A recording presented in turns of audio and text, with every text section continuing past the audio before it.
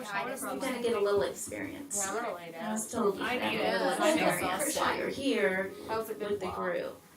Okay, My boomstick literally, I think everyone was at the potluck but like 3 people. Yeah. That's so cool, you guys. Like 3 or maybe 4. I can't believe all of you have Yeah. given up your what's Saturday. No, but no, it's awesome though. But It's you like, know, you I know. saw at lunch today. Yeah. Cherry bomb. Oh, They were at the same restaurant. hilarious. Oh yeah, they were at Boca de Beppo because Amy graduated, got her doctorate today. It felt so good to dance last That's where I was this morning, watching her graduate. It's been quite a day. We So, danced for hours. well, welcome everybody. Welcome, welcome, welcome. This is the first time I've taught this here. This is gonna drive me nutty. Sorry. This is gonna look great if it does record, isn't it? Anyway, this is the first time I've taught this particular workshop here. I've taught it in the past to yoga groups. And, wow. Maybe, do you need the microphone? Do you have it? Well, yeah, because it won't pick up okay. very well. And for the guided journey, you guys are going to need that. So I'll just keep my hand up here. It's okay. This is the yoga of dreaming, and that includes pretty much every part of your life. The yoga of dreaming is a very important part of esoteric yoga, even though most people in America don't realize that. The real purpose to yoga is to become conscious in every moment of your life, but especially conscious as you leave this plane for whatever you're going to do next, i.e. leave this body. And we do that every time we close our eyes and go to sleep. Whether you believe in that or not, maybe you'll change your mind tonight after this class. The astral plane is really where your higher self expresses most, and the physical plane is just one tiny speck of that higher self. If you come to any of my quantum jump or quantum channeling classes, you know already that there are an infinite amounts of you expressing throughout the billions of universes, the infinite amounts of universes out there. So it's kind of hard to get your head around. I just take it at face value because I've been there and I've seen it and I know it exists. So the yoga of dreaming is also about astral travel. It's about becoming lucid in the astral plane, i.e. the dream state, or any state between this state and that, what we would call the hypnagogic state. If any of you have ever slept, been falling asleep, and you kind of have you're still awake, but it's almost a hallucinatory state, where you're dreaming, but you're still awake. And the noises from the room kind of enter your dream and become part of the dream. Has that ever happened to you? That's the hypnagogic state. It's the bridge between being awake in the beta state, the brainwave state of beta, and going into the theta state. Delta is the deep sleep state where there is no conscious dreaming, at least that we know of. As humans, we haven't discovered whether there is conscious dreaming there or not. Our instruments only pick up conscious brain activity into the alpha and theta states.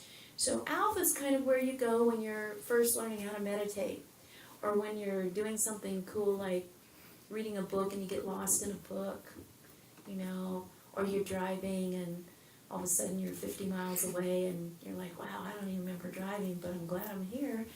So that's the alpha state. Then the theta state, which is what we've been working with in some of these other classes, is a much deeper state of very relaxed hyper-focus.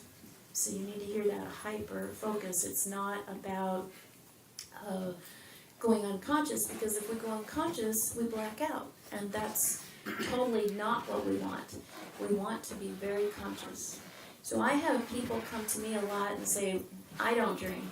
I don't dream at all. And I tell them, yes, you do. You dream many times in a sleep cycle. Even if you take a nap, you dream many times. It's just more accelerated. And you dream even sometimes when you're awake.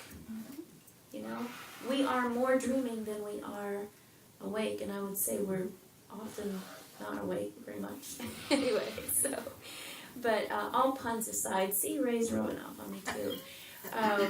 All puns aside, we are going to be talking about just a few parts of this topic tonight, and because people have a lot to do today, and you know, this is kind of graduation weekend for a lot of people, we decided that we'll make it kind of an ongoing series like the other quantum classes. And hopefully if the recording works, then we'll also start live streaming it as well. We'll see. So, big dreams. Oh, another pun. The topics that we're going to cover tonight are, you know, what is dreaming, and what does it mean to dream, and why do we dream? Why do we think we dream? And then how can we program ourselves to remember our dreams? Because everybody does dream, not everybody remembers their dreams. Or they just remember snippets and they don't make any sense.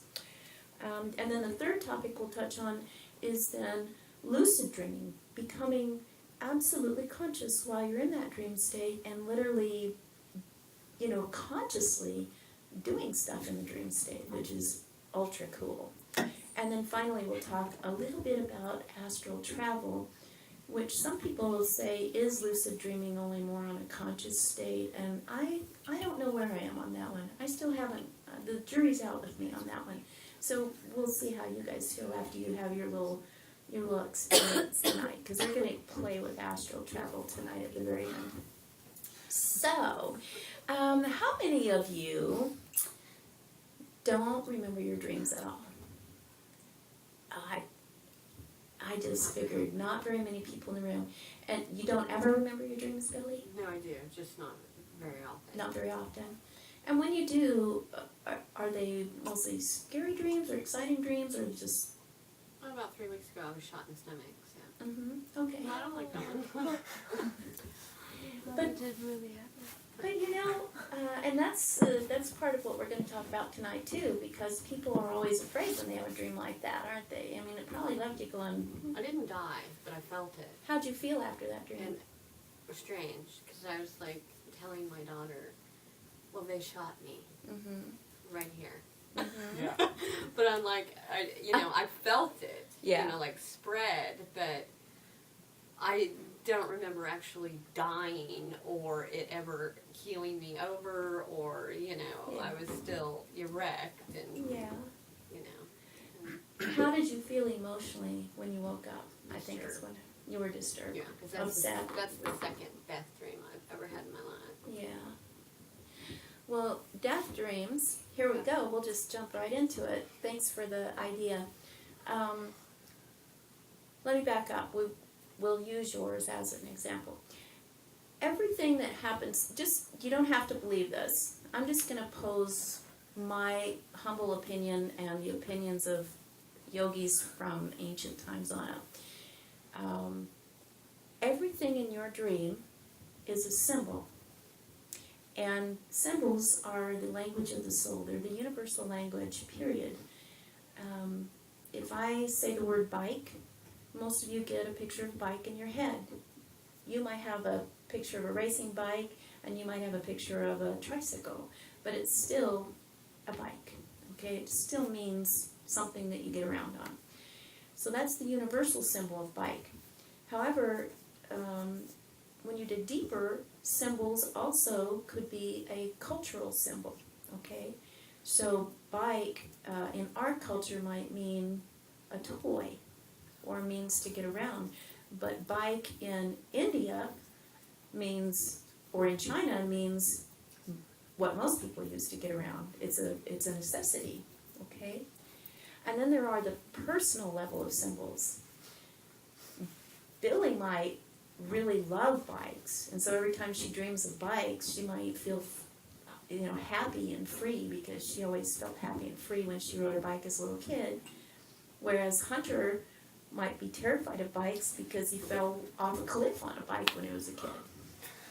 So there are these different layers of symbols. It makes it very complex. And I think that's why some people get kind of, once we get into this topic, they get kind of like, man, this is too much work. I'm already tired when I go to sleep. I don't want to have to do work while I'm sleeping, But everything in your dream is a symbol.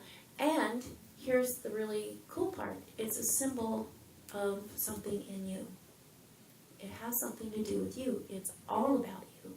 Your dreams are giving you a karmic map of your life. And what yogis believe is that it's a karmic map of what is going to happen within the next 36 to 72 hours usually. But it doesn't mean you're going to get shot in the belly. The only time it means you're going to get shot in the belly is if you wake up and you have absolutely no emotion about it at all. And in the dream, if you have absolutely no emotion about it at all. That's a precognitive dream, at least in the yoga of dreaming. If you have a dream where you are completely the observer, you have absolutely no emotion about it, then look for something similar. Not that you're going to get shot in the belly, but maybe you'll have, something that you need to be aware of, that you need to be hyper-vigilant about. Some sort of danger might be coming up in the next 36 to 72 hours. Now, you don't have to believe this, but once my teacher told me this, I started, because I was always interested in dreams, and I had been journaling my dreams since I was 13, and I learned this particular fact with about age 17. And once he told me this, I started keeping track of it. And lo and behold, most of the stuff that I had that I was emotionless about, really even that seemed mundane, would be, happen. Like I would forget the key to my locker at school. And I'd have that dream and it didn't matter to me, and I woke up and I'm like, that was worthless. And even though I had that in my consciousness, I went to school, I forgot the key to my locker 2 days later. So you can believe that or not believe it, but keep it in your mind and use it as an experiment in the next couple of weeks. So how do we know what these symbols do, and how do we keep track of them? Well, we keep a journal by our bed. That's how I used to do it. And I would handwrite. As soon as I would wake up, I would handwrite them as much as I could remember and just write down little words. Hot dogs at Grandma's house, 2 men playing poker, a dog was barking. And I would write that, and if I had a lot of information and I had time, I would write that information down. Now we have stuff like these little phones where you can actually just, with even opening your eyes, which is a good thing, is just voice record your little encyclopedia Dreamanica. Seriously. We were eating hot dogs at Grandma's house, 2 men were playing poker, a dog was barking. The end. Okay? And if you have a little app like I've got, it types it into a note, and then I can save that note, and then that night when I go home and am ready to go to bed, I might either write out in my journal on the other side of the page, or in the next page on my little voice journal, saying, today was a gamble, and I felt like somebody was trying to warn me that I shouldn't take that gamble, but I did it anyway. It was as easy as eating a hot dog. And then I'd go, oh my gosh, the 2 men playing poker, that means gambling, right? The dog barking means somebody's trying to warn me of something. And hot dogs, I guess, are easy to eat. At least they used to be for me. I quit eating hot dogs a billion years ago. But anyway, so that's how you do it. Now, that doesn't mean that stuff happened that day. You want to go back at the end of your week. If you're a dream a dream worker, go back at the end of the week and look down. I used to like make a column on my page, and I would write down, you know, in just a few words my dream or dreams, and then on the other side I would write down what would happen during that day, just the highlights, the things that stuck in my mind. And often I would start to write down how I felt. And at the end of the week, then I'd go back and I'd look at like Monday's dream and what happened that day, and maybe that didn't match up, and I'd look at Monday's dream and look at maybe Wednesday's little batch of things that happened. And it would start to build my own little encyclopedia of terminology, my symbols. Some of them are universal symbols, some of them are my symbols, you know. So, for instance, dogs barking, for me, I use that as a real symbol. That does mean that I'm getting, somebody's trying to warn me of something. So I'm extra vigilant when I have a dream about a dog barking, that I need to pay attention to the people around me. Doesn't mean that there's danger, but somebody might be trying to really tell me something and I'm not paying attention. Okay? So over days and weeks and months and years, you are going to start writing up your own encyclopedia Dreamanica, your own symbol decoder. And that's when the real fun starts. Because if you can learn to program yourself to remember your dreams better, and you start to build up this encyclopedia, then you kind of know what to expect through, you know, your days. You know, if I have a dream about a dog barking, I'm going to start looking out in the next few days for something I need to be aware of, you know, and that maybe I shouldn't take so many gambles if there are two men playing poker at my grandma's house. So how do we program ourselves to remember dreams? Well, that's kind of a tricky one, because it's difficult to remember your dreams unless you live a lifestyle that supports a deep meditative consciousness. Okay? And I think everybody in this room really tries to do that. Most people who come to this center already kind of have this down pat. You know, you don't eat tons of junk food, at least not every single day. You don't poison yourself with tons of alcohol or drugs all the time. You try to feed your mind. You try to feed your mind with, you know, nourishing ideas, your soul with nourishing company, your body with nourishing food and exercise and breathing. And as you begin to start to live a lifestyle that supports this work, the work becomes much more satisfying and revealing. That also means you kind of have to pull back from the world that we live in a little bit, at least a couple hours before you go to sleep. And that's hard.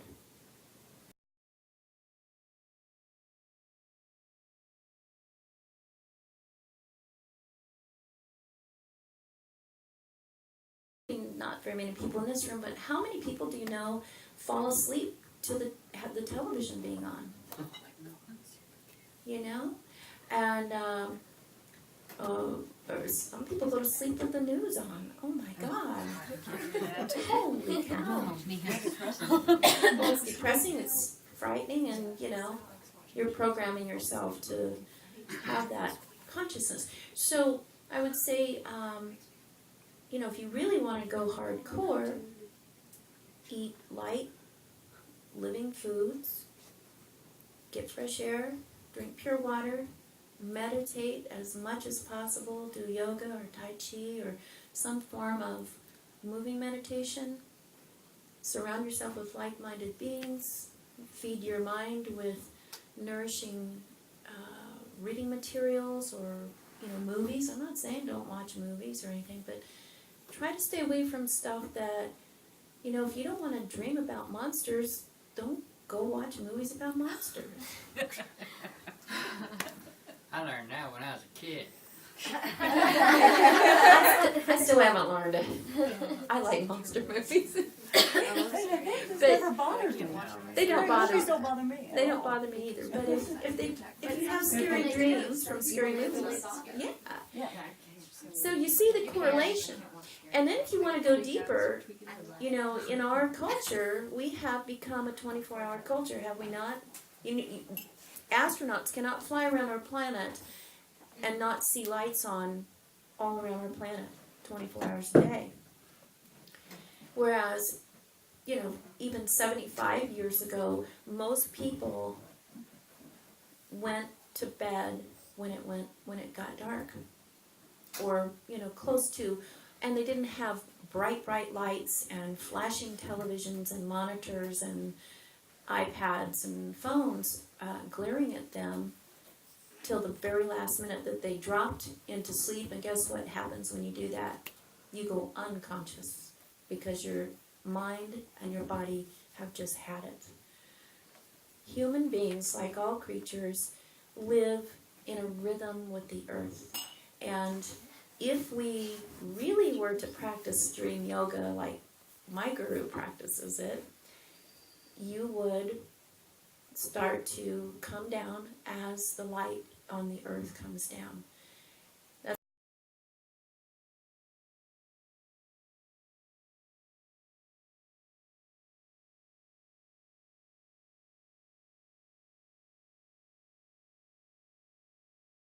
darkness for at least a few minutes before you lie down to go to sleep. Maybe do a little gentle yoga, have a lavender bath, do whatever rituals you like to do. The other thing I can say is, if you eat a really heavy meal, even a couple hours before you go to sleep, it's going to be difficult to get into that deep state that you want to get into. Your dreams may not happen at all, or if they happen, they're going to be real fragmented because your body is working really hard, okay, to digest that food. I have never had such a rich dream life as when I was juice testing. Jane just came off of, what, 27 days? Did you have some vivid dreams? Oh, I didn't stand it. Yeah, I'm sure. No, I could fly. I knew I was dreaming. It was great. Yeah, it's awesome. But it was after like day 15 or so that it really kicked in. And Yeah. I was just like, oh, I'm dreaming. Let's see what I can do. And did you sleep much more deeply? Superwoman? Yeah. Did yeah. you sleep much more deeply? Yeah, because the body wasn't working so hard. When the body's working hard to digest that food, and you can correct me if I'm wrong on this, but this is what I found for my own body, it raises your metabolism, doesn't it, to burn that food. And so you kind of can't go to sleep. People wonder why they have insomnia. Well, it's because, A, we eat all the time, and we eat too late, and a lot of us taking way too much caffeine and stimulants and things during the day because we can't go to sleep at night, and then we start this weird We cycle. would all be so much better if our heaviest meal was lunch. Absolutely. Definitely, Yeah. definitely. Yeah. That's the other part of this Dream Yoga program, is really starting to notice the cycles of your environment. When is the sun the hottest? When is it the brightest? Lunchtime. You know, midday. That's when your internal sun is its hottest and burns the hottest, i.e. will metabolize the food. And that's really when you need the most food, if you're working hard. Early in the morning, you're trying to eliminate, so eat lightly or eat a little bit later, right? And then don't eat so late at night. And for heaven's sakes, don't get out and eat a bunch of stuff in the middle of the night if you can help it. That's really hard on your body. But everybody's different. Just some ideas. So, how do we program ourselves if we're doing all this stuff to get our bodies to relax? How do we program ourselves to remember our dreams? Well, there are a lot of you in here who come to the quantum jump class, right? You kind of already know how to program yourself to do things. There's a little yogic technique where we set an intention, we do a little relaxation, we set an intention, and then we stick the tip of our tongue to the roof of our mouth, And that's kind of our on and off button for whatever it is we want to do. And every time we do that with that intention, it becomes a much deeper practice. Okay?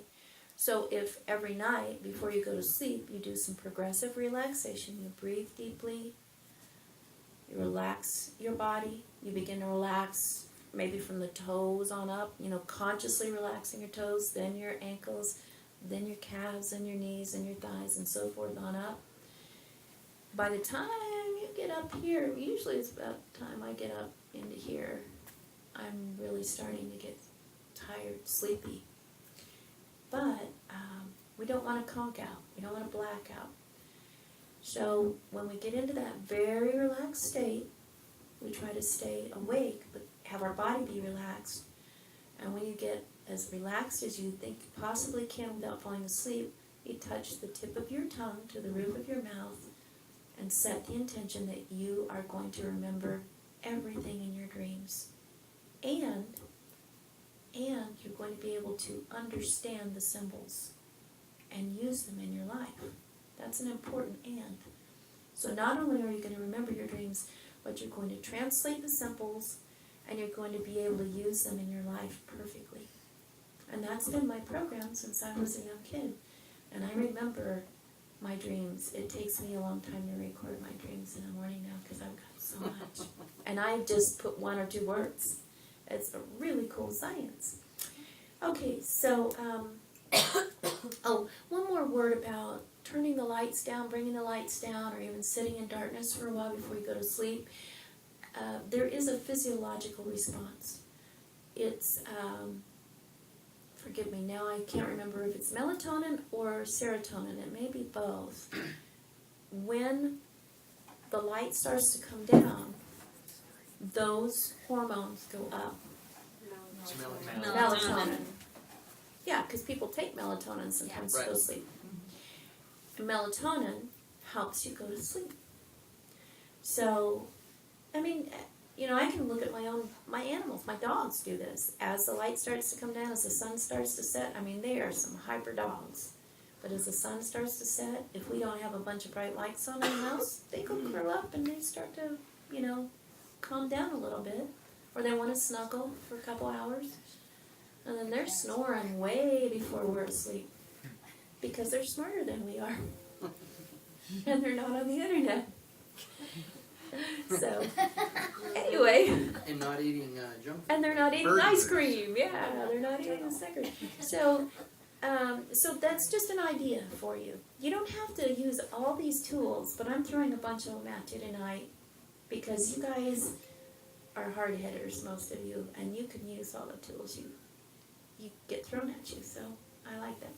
Okay, so towards the end of the program, we're going to do a guided journey, and even if you've never used that technique, and we call that technique the baga.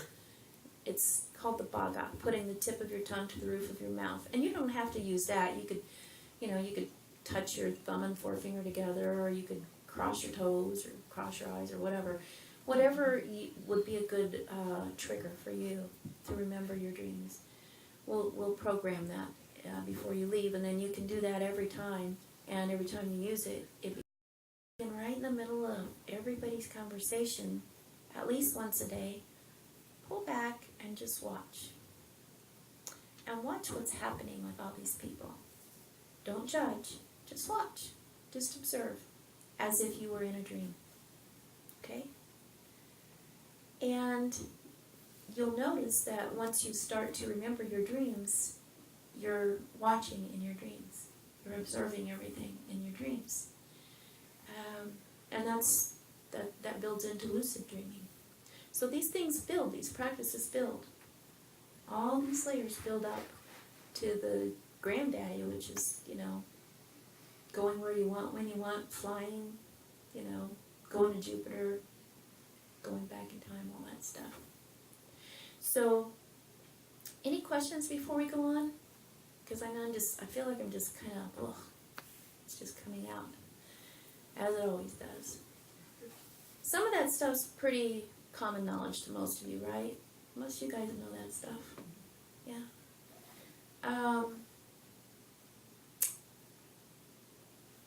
Does anybody, before we go on, does anybody have a dream that they've had that they would like to use as an example? We're going to use Billy's first, but we might have another one. Let's use Billy's first. Tell me again what it was. You got shot in the belly? Yeah, it was like, I can't remember all of it, but it was like, my daughter was in the dream with me, and something had happened to her too, but I can't remember what it was. Mm-hmm. But I just remember telling her that they shot me. They, like, it was, they shot me. Like, they did something to her too, but they, like, I was just telling her that they shot me. Mm-hmm. Like, it was not a big deal, Mm-hmm. but it was more like a statement than a, oh my God. Mm-hmm. It was like whoever they were dishing out other things, and Uh-huh. I just happened to got shot in the stomach. Yeah. Did you feel like you were trying to warn her? No. You were just informing. Yes. Okay. And was there pain or? No. I Shock didn't feel or- pain. I just felt like a warmth, Mhm. like a Opening? yeah. Mm-hmm. Could have been. Yeah. Yeah. Well, that's not a bad dream. At least from my perspective, that's not a bad dream. Often, when we are pierced by something in a dream, be it a bullet, a knife, you fall on something, you're impaled on something, in our outside life, that's a horrible thing, because it usually means pain and suffering or death of the body. In dreams, often, being pierced by something means that an opening is being created. Okay? That there is an expansion, that maybe there's a portal. And you telling your daughter, and it depends on what these things mean to you too. This is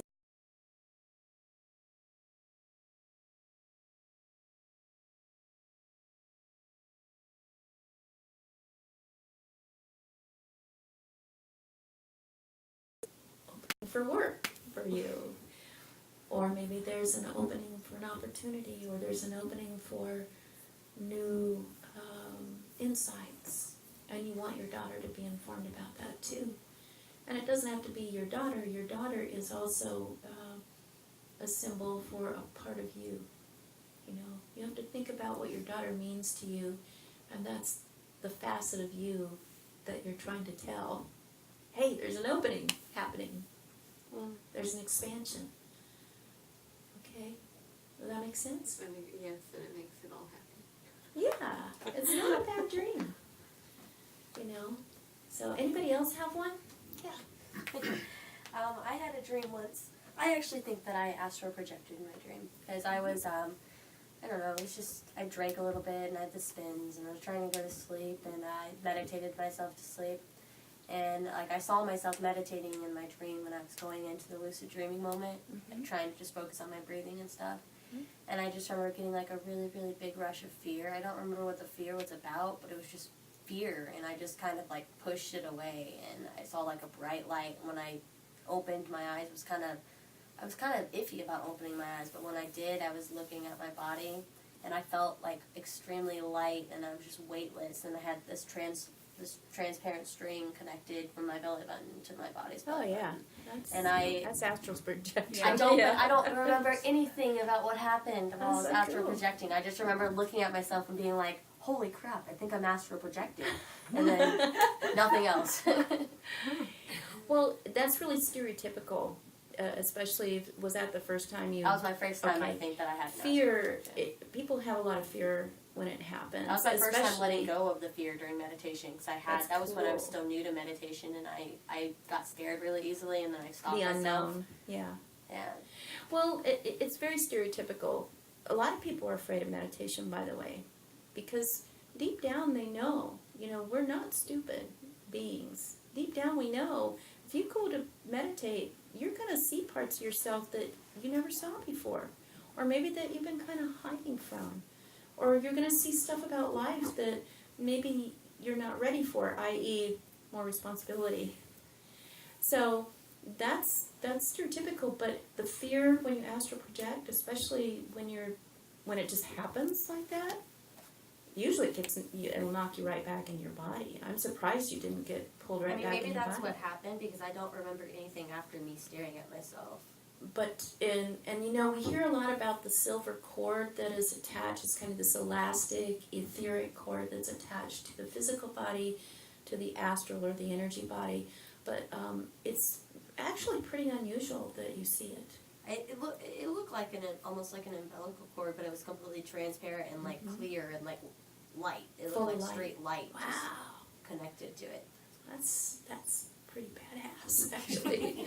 That's cool. How did you feel? Other than the fear part, I mean, how did you I feel? mean, I now? was like in awe. It was awesome. I just Yeah. remember that, like, exactly what I said, thinking, holy crap, I'm astral projecting, you know, it was a good experience because I had read about it and stuff, but I didn't really have, I don't know, I didn't have any negative fears about it, just a lot of, like, excitement. And I think that's probably why I don't remember any of it, or probably did get sucked back into my body. Yeah. So I wasn't expecting it, you know. And sometimes that's just probably all that you can handle at that moment. I mean, here's the cool thing. Everything is recorded in that energy body. We used to, as hypnotherapists, we used to say it's all recorded in the mind, in the brain, actually. Yogis call the siddhis, Siddhis. We just call them superpowers at my house, but levitation, clairvoyance, clairaudience, all the clairs, flying, psychokinesis, all that stuff's real. But we are so distracted by the super fun stuff that's out here in our physical world that we don't spend 35 years in a cave meditating and fasting, which would get us there really quickly, in human terms. So that's cool. I think that was an astral projection. Are you saying that with, like, the superpowers or the cities or whatever, that it's only in your dream? Because I totally think it's outside. I mean, I remember my boyfriend that I'm still with at the moment, of 2.5 years, we were together and we were on some things and whatever. We were tripping balls, okay? And it was one of my first times doing it, and I started crying, and he was just like, let go, let your guard down. And when I did, like, he was talking to me in his head. He wasn't saying anything out loud, and I was talking back to him, and we were having conversations after conversations, just throwing comments back at each other, like, oh my God, is this happening right now? I did that when we ate mushrooms one time. It was amazing. And it was amazing. It was one of the most incredible things I've ever experienced. And I remember that I didn't have any guard up, like, at all. And I really don't anymore. Were you on mushrooms? I was on acid. Yeah. I've done that on acid as What, well. once you did that, could you do it again? Outside of? Me and Ben, yes. We've been able to do it a couple times outside of that. It's not all the time. It's random times when we're able to. But not with anybody else. And it's awesome. It's awesome. Well, yeah, plant teachers Plant teachers are. are, that's the way indigenous sacred cultures have done this for eons. Plant teachers, and LSD isn't really a plant teacher, but Hello. But it is, it was synthesized to mimic the plant teachers of, like peyote and things like that. So no, I'm not saying that it only happens in dreams. In fact, I'm saying you can get a lot more work done in dream time, in the astral, and you can move faster and attain more so that you can bring it back into this realm rather than spending 35 or 50 years in a cave meditating and fasting. You can spend some time consciously dreaming.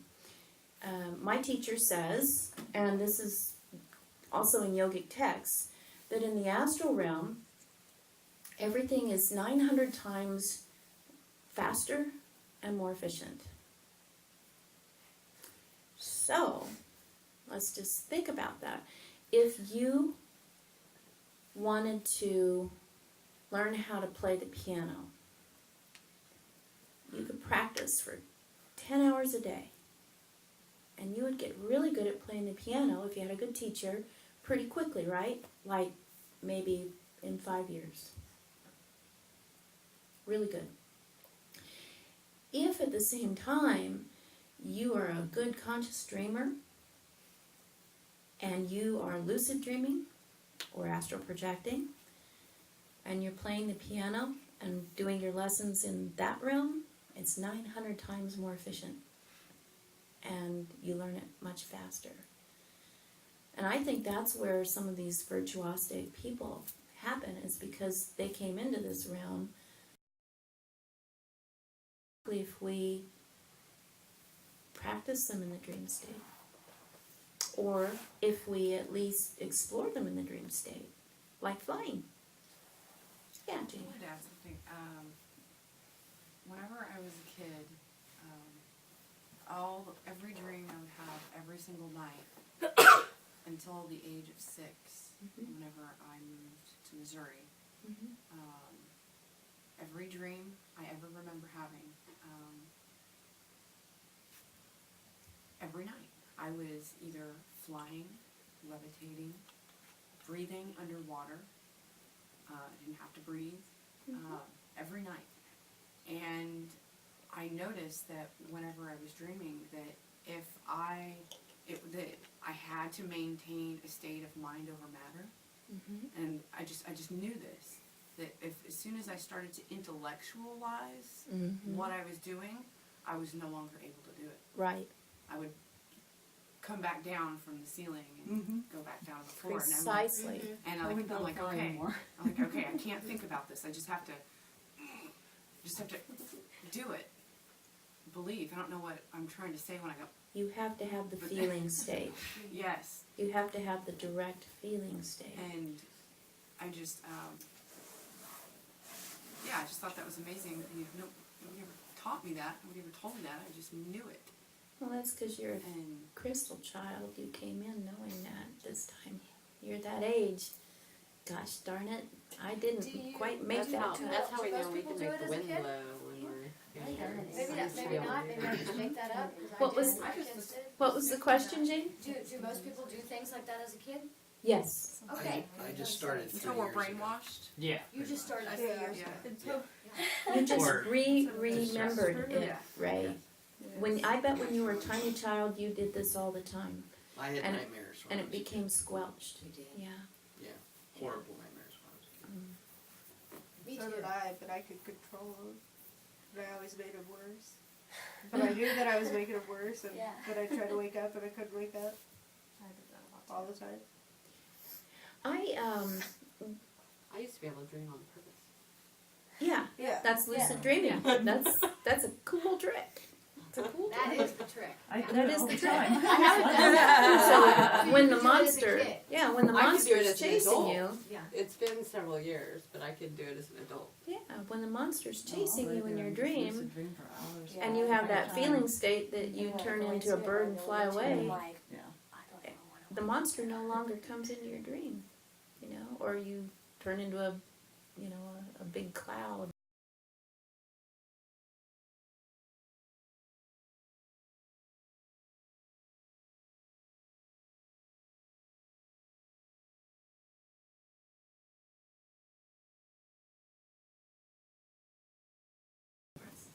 Nourish their minds. But those of us who, and Ray, I was like you, I had a lot of nightmares when I was a little kid. So, depends on what's going on in your childhood as well, and it depends on what you came in with to work on this time around. Nightmares aren't always bad, like getting shot in the belly. I don't think that's a bad dream. Having night terrors where you just are scared to death all the time to go to sleep, that's a whole different thing, because, that's karma that's knocking on the door that, as a little kid, that's pretty hard stuff to deal with. What about this one? I've heard other people's had this one, and I haven't had it in years, but where your teeth start crumbling. No. And you're like, Oh, I do spitting that them all the time. out. Some of those. I That's have lots of weird those. dream. I hate 'em. Yeah. Spitting And they blood just and like keep teeth. going there. You What just is keep going on? spitting your I teeth hate out. those dreams. I haven't had I've like that had in my years. fingers I on never the tornado What does The that ones mean? I had. Dad? Oh, I used to have. Yeah. What These does have tornadoes. teeth Yeah, I never crumbling? loved it though. They never freaked me yeah, out. they That was never I freaked me out. always, How did it it- always okay, ended with me holding on to number something. one, My legs are like flying in the air. What do teeth mean to you? Oh, First thing that comes to your head. What do teeth mean to you? Appearance. Okay, And good answer. And what does it feel like to have them crumble and you have to spit them out and Devastating. devastating? Yeah. What was that dream talking to you about? I don't know. It's been a long time ago. But No, I mean, given those symbols, what was that dream trying to tell you? And I'm not picking on you, Billy. But you're brave and you're saying so. devastated about my looks. Yeah, I guess. you're worried about your looks. You're worried about, am I going to cut the mustard in public life with my appearance? You know? And my goodness, isn't that a common, unfortunately for us in this culture, that's a very common fear. And here's the thing, you know, what you put in here during the day starts to work itself through karma, karma being your lessons that you're working on, works itself out in your dream realm because your soul does what you want it to do. The universe does what you want it to do, and that is work on the stuff you're working on. So if you are inundated, allowing yourself to be inundated by, you know, forgive me, what our culture is trying to do, which is sell you a bunch of stuff, you know, create fear about your appearance. You know, I'm not good enough, I don't look nice enough. The reason why they do that is so they can sell you a bunch of stuff. That's all that is. They want to sell you stuff. And when they sell you a bunch of stuff, that's a means of control because to buy all that stuff you have to have money, and to have money you have to have a lot of, you know, you have to have a job. And to have a job you have to be under someone's control, right? Unless you're just really lucky. And so this is a cycle in our culture. And that's why that dream is so common. I just heard Denise say she has the same kind of I've dream. had multiple dreams like that. Yeah, I've Actually, had I had other one people just a tell couple me months they've ago. had It was those dreams. scary. It's a very common dream. Say, that's one I've never had. Yeah, I've never had that that. one. No, I've never had that one. If you're talking about appearance on a different level, as in, like, instead of, oh my gosh, I hope I look okay, or, you know, etc. What if you have somebody who is accustomed to not being seen? Who, like, for years, Yeah. the whole seen and not heard, Right. nobody knows what's going on, etc. And the dreams where you're running around and you're in a bath towel, or you realize Yeah. partway through that you're completely naked, and it's devastating. Yeah, those were You're my totally nightmares. embarrassing. Yeah. But so as you age, like I've noticed recently, the past couple of years, I don't have them very often, but I've had that same dream. Mm-hmm. And the last time I was on my way to get the mail, Mm-hmm. and I realized halfway down the sidewalk that I didn't have a stitch on. And I stopped and I thought about it, and I was like, this could be really awkward if I ran into somebody. And sure enough, on the other side of the street, somebody was walking towards me. And I kind of sat there and I went, to heck with it. And I waved real big, and they waved back. And then I went and got the mail and went, you know, running back to my house, like, okay, I'm not going to see anybody else. But Tells so me that you have a much better self-image than you had when you were younger. Okay. That you've done a lot of work. Yeah. And yeah. And you may not have it again. What do you think about dreams that you're... I have dreams that I'm constantly struggling, but they're really on a massive scale. I mean, I have tornadoes in my dreams that I am confronting. I even had one where I stood there and the tornado was coming at me, and it was like, You dare? come on. And but the other ones usually are me climbing, you know, crawling out of something, but I'm always going, no matter what shape of the door or window, or I find myself in lakes, and then we've recently in the last year become vegan, and I told her one night that I said, you know, I really just did it for the health. I didn't do it for the animals. Right.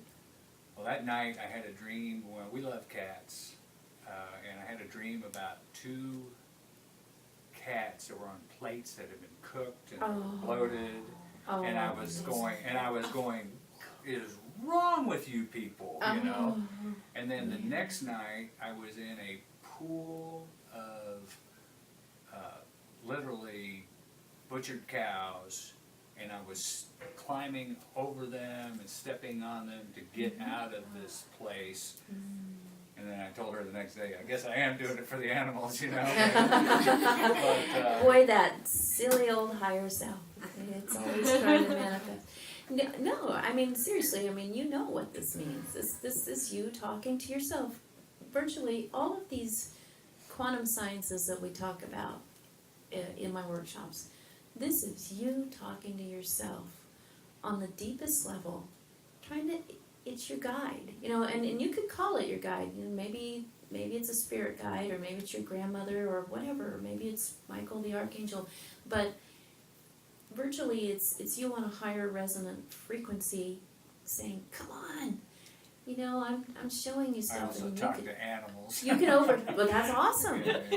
You can overcome In your anything. dreams? In my dream, I love it. That's Do they awesome. talk I had I'm one. gonna come visit him in I'm his saying dream. in their language, that was the difference. Was one night my uncle, we lived out in the country, and my uncle heard barking, and he got a little disturbed because we had no dog on the property, and so he's in his underwear walking through the house, and he gets back to where my room is, and all of a sudden he hears, "Roar, roar, roar, roar," and he just scared the life out of him, and he took off running. And then the next morning he said, "What were you dreaming about?" And I said, what happened is I screamed Yeah. after that. Yeah.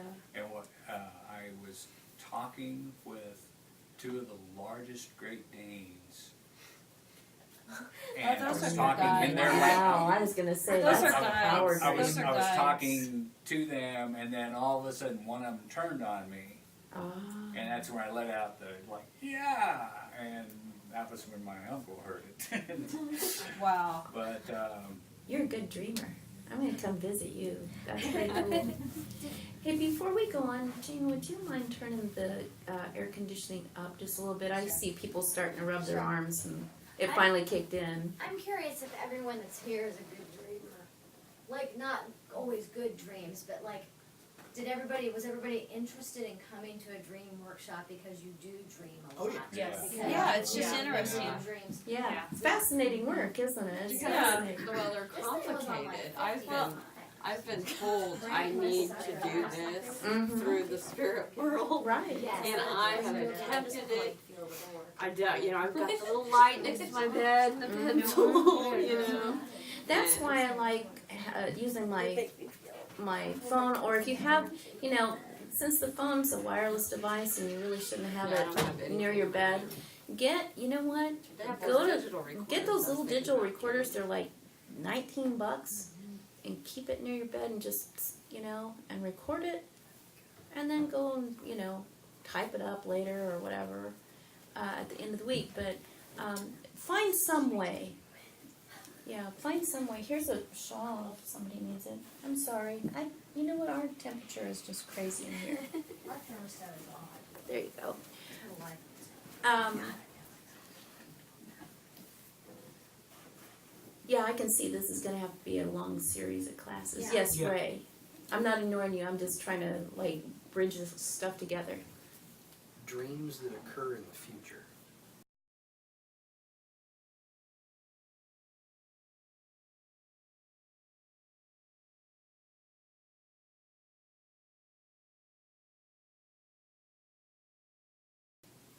Wondering how am I going to breathe? And then I realized this is my spirit. I can just breathe. I don't really need to You can breathe. I astral can just breathe. Right. And so I said, when I started breathing, Yeah. and I started just taking off. So I've done that tons of times Mm-hmm. now, exploring. 2 weeks ago, I was in a spaceship with a buddy of mine. It was either Paige Crow or Dave Temple. Oh, how cool. I dream So- with Paige all the time. He's my Whoever chiropractor. whoever we reincarnate as in the future, I'm sure it was one of those two guys, and we were racing in a spaceship in a space race. And Wow. I know you're going to believe this, but we were actually, I was not really dreaming. We were actually racing and, you know, juking around, and I physically felt the acceleration and deceleration and the pressure of the seat belts, whatever, that Restraints. we were in, yep, as we were racing around. Mhm. And then all of a sudden it became too cool, and I woke up and I said,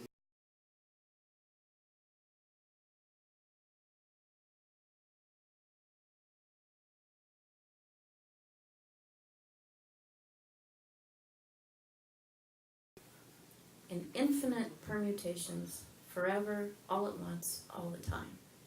And you get to choose what part of that you want to focus on. It's all you. You're doing it all the time. It's like a movie on a DVD. You hit your remote control to your favorite part. You even know it's at 15 minutes and 22 seconds, and you start it there, and you get to see that anytime you want. Because it's your favorite part of the movie. But maybe someday you just want to watch the whole movie from start to finish. Maybe you only want to see the end titles to see who was in it. That's what life is about. And you are now becoming more masterful in your spiritual life and in your physical life, so that you are able to have that bleed through now. You don't have to wait for, linear time to catch up with your mind, or your mind to catch up with linear time, which really doesn't exist. It's just a construct, because our human brains they're like a Commodore 64. Most of you people in this room won't. You're too young to know what that was. Most You know, of us know. An old little Some of us know. computer that had way less power in it than this, but we thought it was super badass computer back in the day.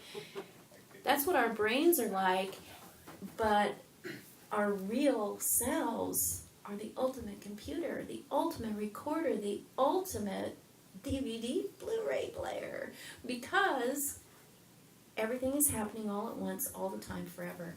And you get to just choose what you want to look at, what you want to experience. Which That's means for what Ray, My mind that is He was really is happening. doing it. Yeah. That already happened. It's already happened. You did it. You are your own So it's future not a- ancestor, and you are doing it. And like when you think you've already met somebody, Yeah. like Oh yeah. so okay, when Ray and I met, I thought I knew you. we both swore that we were like, how do we know each other? We don't know each other. But we have several friends, but then when you were just telling that story, I have dreamt with you with Paige Crow Yeah. before. Really? And I think that's how I knew you. Hmm. Which And- isn't that bizarre. Wow. So like No, you're it's telling that not. story and I'm back here going, I'm completely mind blown because I can remember the dream. And I would posit that everybody sitting in this room dreams together often, because we are. This is a pretty special group who comes together in these things. Were you in the spaceship? I had Yes. one unusual one recently, and I Yeah. woke up I rode with you. from a dream Yeah. And there was within a dream. And there was another girl. Oh yeah. Now that's even a deeper practice. Those ones are Did you guys hear what he said? And I'm sorry, what's your name? Bob. Bob. Yeah. Bob said he woke up in a dream within a dream. I was just talking Oh, about yeah. that. Yeah, I we were do talking that a about lot. that earlier. I've had that happen. I've done that. Oh, I love it. It's the best. I We don't. got I don't like it. That's a form of lucid dreaming, and it's a very deep level of dream practice. Scream bloody murder. I Very still deep want to level. go home and dream on purpose now. How much do I love you guys? I know, I just People, love I love it. I just love it. I could sit here all night long. But we're after an hour already. But I could sit is that here how and long talk we go? about this. No, we're Oh, doing okay. 2 hours at least, but you know how these things go here. But I don't want to keep anybody too long, and I don't want to overwhelm with this first class, because this is a very deep practice, and I'm just barely scratching the surface of it. I've been doing it since, as a kid. But, and then, put on top of it the psychology portion of my life, and I got into Carl Jung, who was the ultimate person to talk about archetypes. Well, archetype is just another word for symbol, and so his studies of the dream world. By the way, Carl Jung was an awesome yogi. I don't know if any of you guys know that, but he was a practicing yogi. He developed archetypes, the different personality traits that everybody carries around inside them, and certain traits express more than others, and that's what makes us all individuals. However, there's just a few archetypes, and we all have them. And that tells me that we are all the same underneath it all. We're just little cells in a body, all expressing, uniquely, so that the big body can perform. Right? You knew that. I knew that. And so Ray, you as your little cell, one of your little cells is out there racing with Paige Crow in a spaceship. And I was mad that I wasn't with Paige. And you were mad because you weren't with I was Paige. riding with Ray, and I didn't know him. But I do know him now. It's because he's My a mind reckless is space. blown. He's a reckless what do you call it? Rocket ship driver. Space invaders. Space invaders. Yeah. So we met in the future then. Yeah, you met in the did. future. It But can then when blow we your saw each mind, other can't it? here, we knew we already knew each other, which was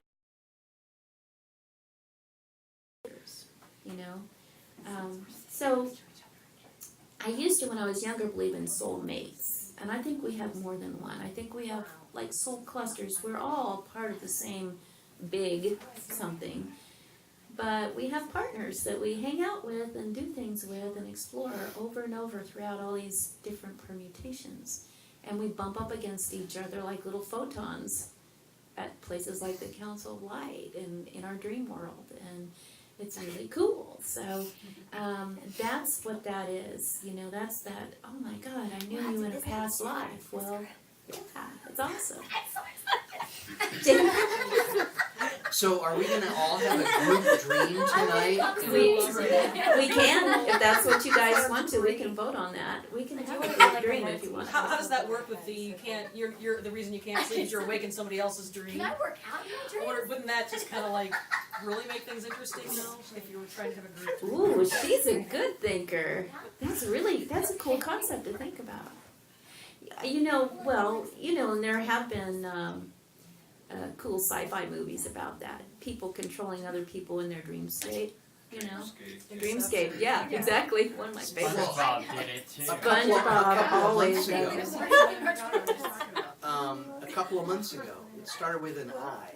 Oh, Inception. Inception. Yeah, Inception. Oh yes, Inception. Yeah. Oh yeah. Oh, wow. Complex movie. Got to watch it over and over again. And have any of you watched Cloud Atlas? Oh, it's amazing. I haven't seen it yet. It just came out on DVD, so please watch it. Please watch it, and please watch it. Is that the time the Tom Yeah, Hanks? there's time. Yeah. No, it's not. Oh, yes, it is Tom Hanks. Okay, because yeah.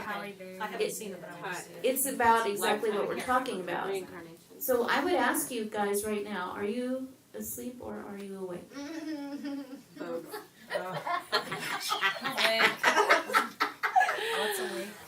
Welcome to the group dream. Yeah. Yeah, Well, you have been group dreaming for the last hour and 13 minutes. Or it's a dream within a dream. And it's a dream within a dream. And when you wake up in the morning, you're going to say, now, what did I do yesterday? This is how cool we are. We are really cool creatures. And the universe is cool because we are part of the universe. But we, as human beings, want to know why. In fact, my first word, you guys, was why. My poor parents. Can you imagine? My first word was why. Why? I want to know why, everything. So we want to know why if this works, why does it work? Well, I guess we set it up this way. We are the Bill and Ted of the human race, and we are leaving post-it notes from the future behind desks to warn us that the cops are after us and to duck. So if you've never watched Bill and Ted, again, I'm going right into my movie self. A highly spiritual parable about two airheads, and it's wonderful. So you're actually recommending the movie Bill and Ted? I am Oh, yeah. very much Watch it recommending again. both Watch Bill it and Ted. Watch Oh, it again. I It's heard it different was eyes. stupid. It's I watched really all of good. it. You see one of my I favorites. watched it a month ago.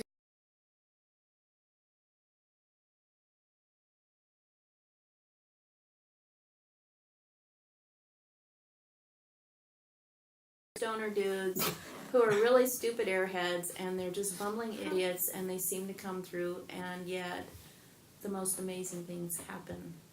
And it is about time travel and reincarnation and birth and death, and it is an amazing, it's just two movies.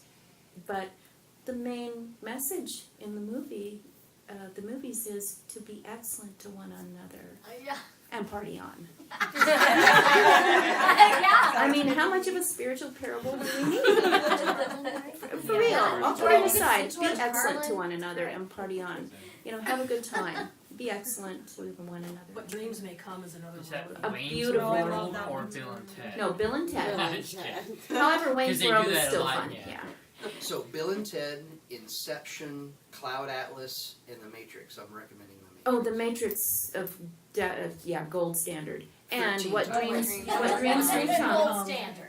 What dream? What dreams may come, Robin Williams. And let me just tell you, and she'll Are we tell you having a new too. group? Are we having a new Facebook group? Yeah, I'm creating it when we go home tonight. It'll be the yoga. It's group. already created. We created it in the future a long time ago. We're already Forever, all always. members. Post-it note is All right the movies there. are already listed. Yeah, it just hasn't come through yet. I will tell you though that what dreams may come is a very dark look. It's not a well, it can be happy at times, but it's watch it when you're not in a really sad place. Yeah. Okay. Yeah, don't let Lauren watch that this week. Okay. Okay, if We you had a cat if you've house. lost someone Yeah. recently, Yeah. that's it may help heal your heart, but don't watch it right after. So anyway, let's get back to the subject of dreaming.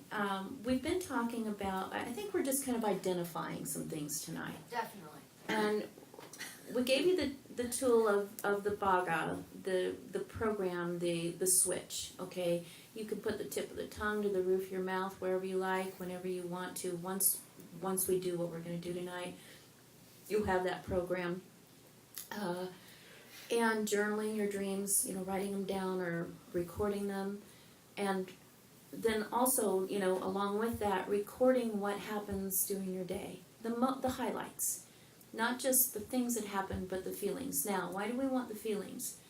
We want to remember the feeling state. The feeling state is how the soul communicates energy states the best. And if you've ever come to a quantum jump, you know that that our quantum twin, our doppelganger, if you will, our astral self, one of our astral selves, bequeaths upon us a feeling state of something that we want to achieve or release or manifest. That's kind of what that process is. That's what this process is as well. You go into your dream state consciously.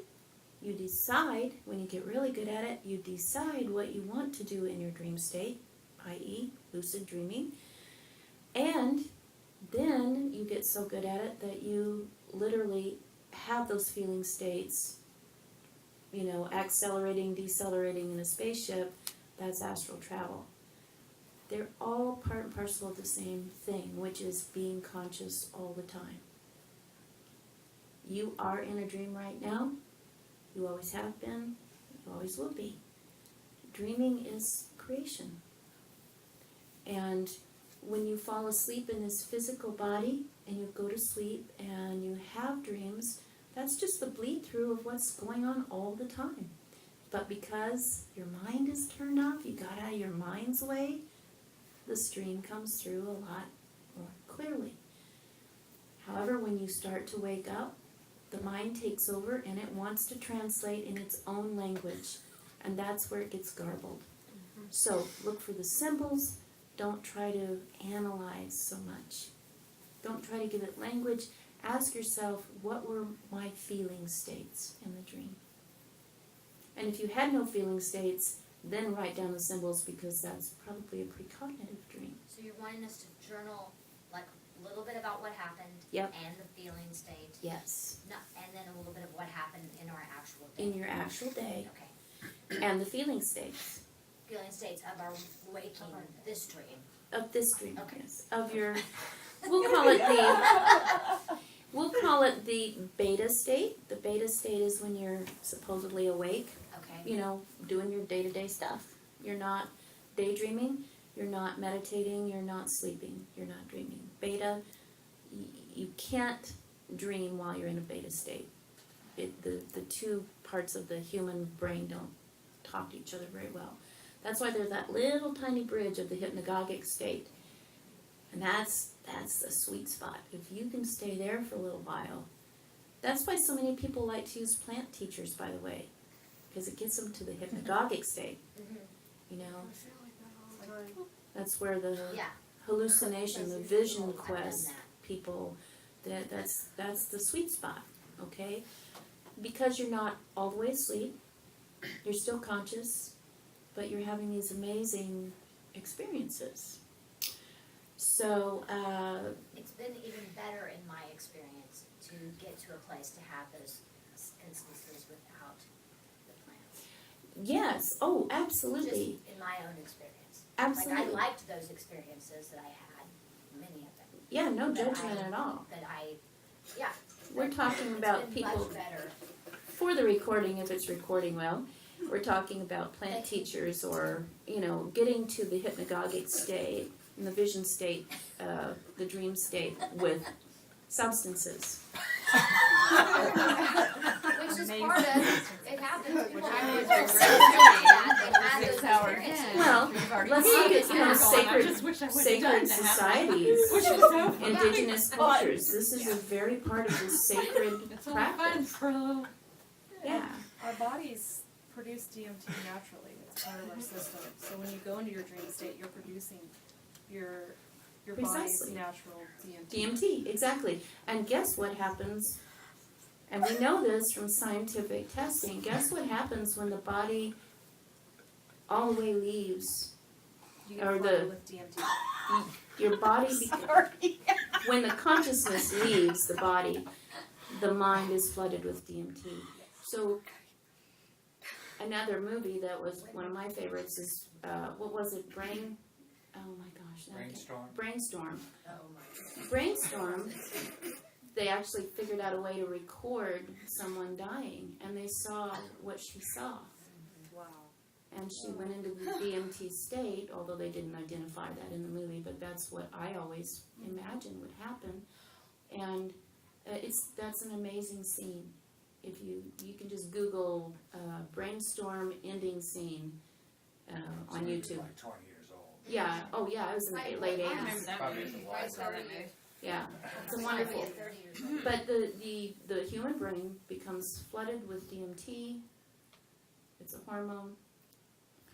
And humans go into a vision state. That's why as humans are starting to leave, I actually helped my own father transition a couple of summers ago and was with him as he was leaving. And I was witnessing what he was witnessing, and he was really in an ecstatic state. It was the most beautiful way. And that is why we're doing all this. We want to choose, as yogis, if you all are in yoga, yogis want to choose when it happens, how it happens, and what happens as they're exiting. Because you don't just want to do like people do in our culture when they go to sleep and conk out, do you? You don't want to conk out and go into blackness for, a bunch of eons and then come back to the nothingness and see what that's like. Or I'm going to hang out and take a vacation for a while in the Bardo state. I think it's Buddhists or in Taoists believe in the Bardo state, where it's just kind of a place where you're just kind of hanging out and doing a life review or watching Another watching the movie. movie. Another movie is Tree of Life. Oh That's yeah, what it's called. Tree of Life, super good, That's what reminded me of it because he was in that state. super good. Her dream is really funny tonight. It is funny. But so this is why we're talking about this stuff. I'm curious, like, what kind of things, like, okay, yes, just you're into space travel, or sometimes you're not even into it. You just end up in a spaceship with somebody in a race. You're like, What was that? What is that all I about? know. But like, if you're consciously picking something, so I mean, you're saying that you can honestly pick whatever You want. can. You can go visit somebody. You can. Well, yes. Saying that you. I used to be able to do that. So. You can pick who you want to go visit, and you can decide. Aluna and I used to do that a lot. We haven't lately, but we need to again. Our friend Aluna, we would astral travel in our dream states and The meet up artist did the piece of work that's in our healing room. Her. Yeah. I didn't know Yeah. she knew her. Oh yeah, good friends. But astral travel, I dream with you a lot. I visit my mom. Conscious, yes. I've gone back and conscious. seen my grandma. Yeah. I haven't seen her since I was like 8 years old, That's but I was nice. Oh, that's like awesome. me now. I was grown up, Yeah. but she was still the same age. Well, That's so great. it's wonderful. But here's part of the practice. There are, and you don't have to buy into this, especially if you're not into yoga. But I have a special yoga practice that is it's a meditation, breathing, and visualization all at the same time. Very complex practice. Takes me about 48 minutes a time to do it.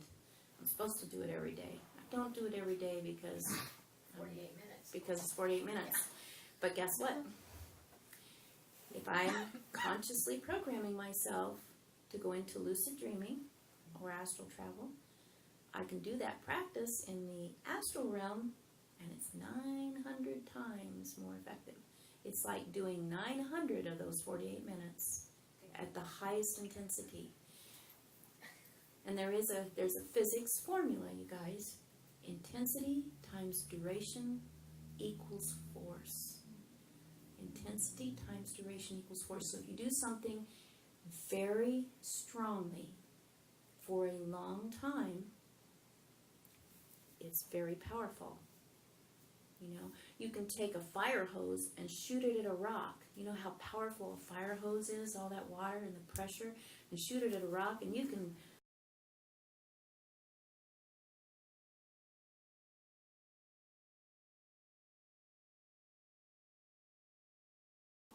pulse.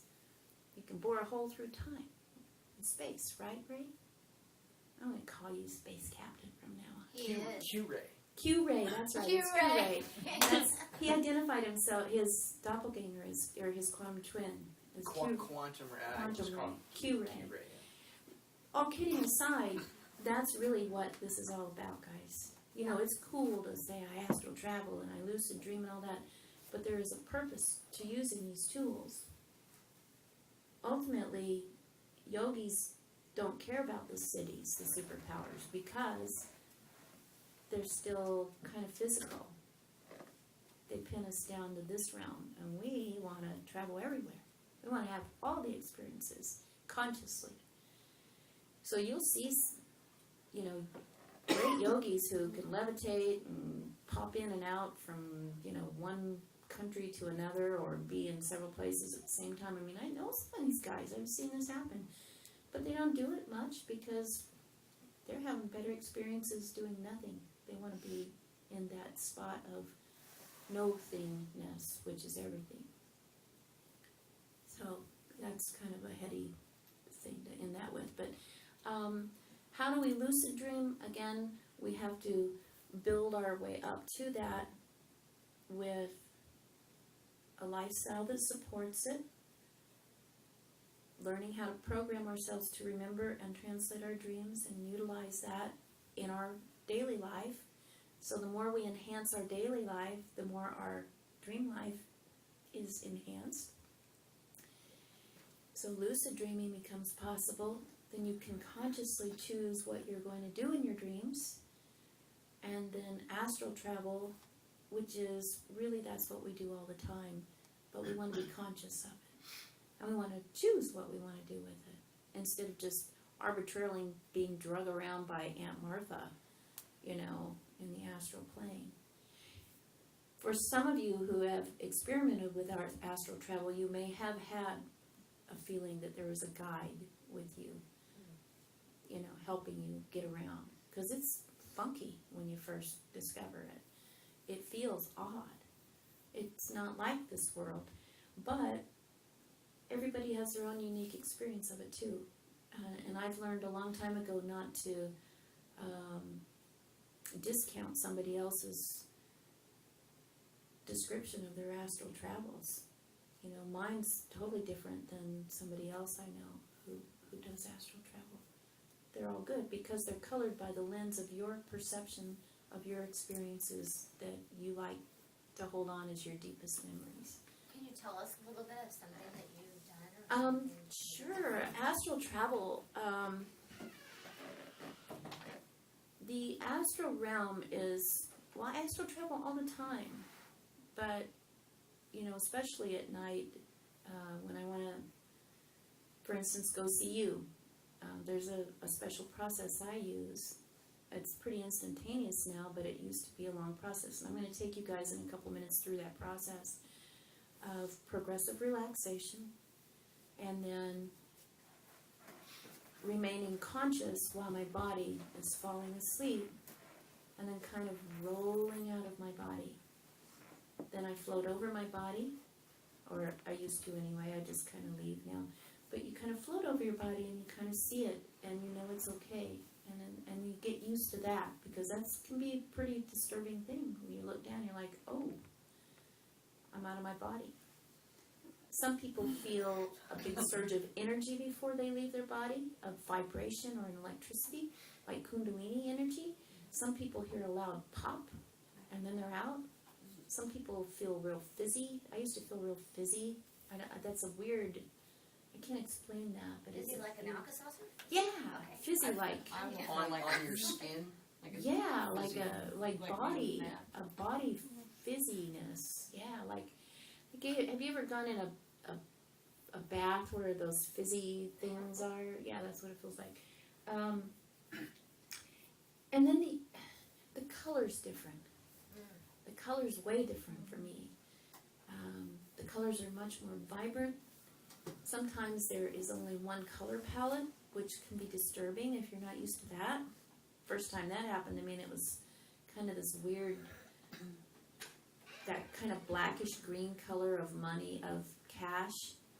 I hated it so bad that I came right back because it was scary. Everything was in that color palette. I'm Have like, you seen the movie Wrist Cutters? no. It's a movie where if people commit suicide, they end up in an alternate reality where everything's a little duller. Oh. All the colors are a little duller. Wow. And everything, nobody smiles as big. Oh, wow. There's not as much emotional capacity. Wow. Everything's just a little duller. That's kind of what It's it a really felt. good movie. Yeah, that's kind of what it felt like. And then, you know, when I came back and I realized what was happening, again, symbols. That was back when I was a hippie teenager, and I was, you know, very non-materialistic, and, you know, where cash was king in when I was growing up, you know, and everybody revered capitalism, I was wanting to get back to the land. I astral traveled, and I got into a realm where everything was the color of money, and it was an ugly color. It felt dirty and ugly and cold and rigid, and I came right back into my body. Well, that's because I identified with that, you know. But for me, at first, it's like learning how to walk or ride a bike. I felt very clunky, even though I was in my astral body, my energy body. I didn't know how to work it, and so, you know, when I was consciously trying to work it, I would literally like slam into things, and I would slam into other beings, and it hurt, and it was kind of freaky. And now it's really fun because I'm like you. I fly. You instantly you don't even think fly. You feel fly and you fly, or you you want to have a plate of fruit and the fruit's already there. That, by the way, that's why there's a 900 times difference between the astral world and this world, because I really like elephants, but if I had the feeling state, I really like elephants, one would probably slam into me right here in the physical realm if and physically it would squish me. In the astral realm, it's like light. So, An elephant's light. yeah. Astral realm. Yeah, light as a feather. But you do still slam into things because it's still energy that is, how do I put it? It's still energy that's vibrating in a frequency that's slow enough where there is still form, or you wouldn't be able to identify anything. Okay? So, But I have a question about those. yeah. Because I work with like Michael and Gabriel and Uriel and all. Right. And I've been doing this stuff for a very, very, very long time. And some of y'all know me, but I've been in. I know I'm gonna go to India in about a year and a half, and that's all there is to it. But ever since when I decided that, and I know it's gonna be a 3-week trip because that's all I can get off. But so okay. But I've been going to India, and I've found myself in India. And I know it's astral travel. It's got to be. Oh, I'm sure. And I mean, I know who I'm there to see and everything. But before that, I want to lose 40 pounds. So how do you? I know how to manifest that with the juice. Okay, but how do you manifest that in your dreams? You're doing it. Actually, you're doing it the right way because you're dreaming it. Okay, and now all you need to do is program yourself in your dream state to speed that process up, in a most healthy way. You're already doing it. You've already started, doing more juice, and you're doing all this stuff.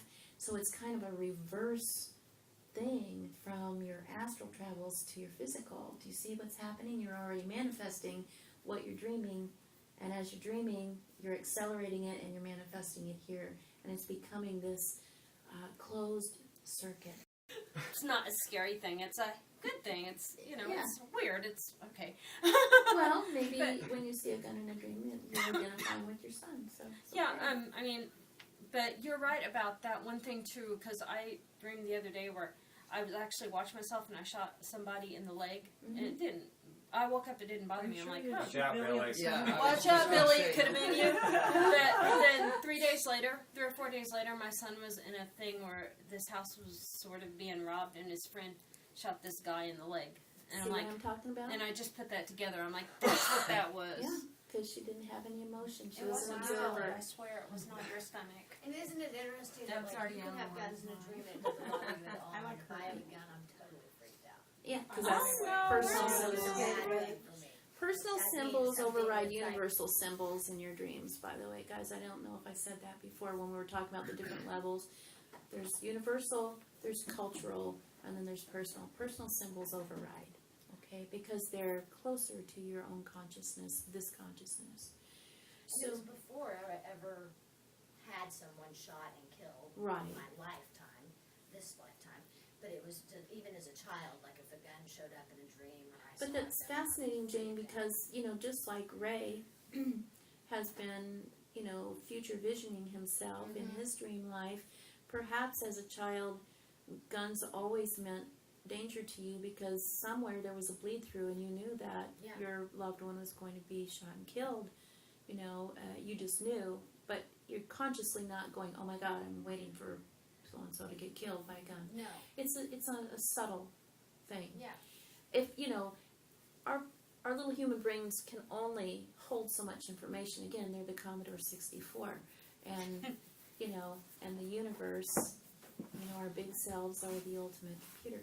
So there's only so much data that it can go in there before it fries it, and that's why you see some people who get into spiritual practices and they just go at it, whole hog. sometimes they're a little non-functional in the physical realm after a while, you know, and we put them in mental institutions or we medicate them, and That's very true. it's because they are so astral, you know, they're just not as grounded here or able to translate, or they're just doing so many things that, you know, it's like watching 5 movies at the same time, just hard to relate. So I think probably what we want to do is have this experience. It's just have an experience. I've seen people are getting really sleepy, getting very sleepy. Not me.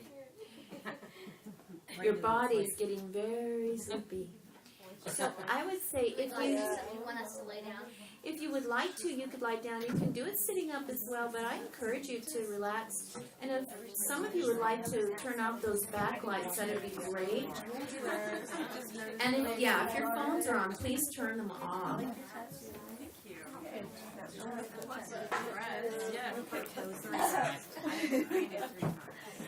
We'll have all the toes in the center of the room. That's a great. Yeah, no, yeah. I always feel guilt. It's like I go into shock.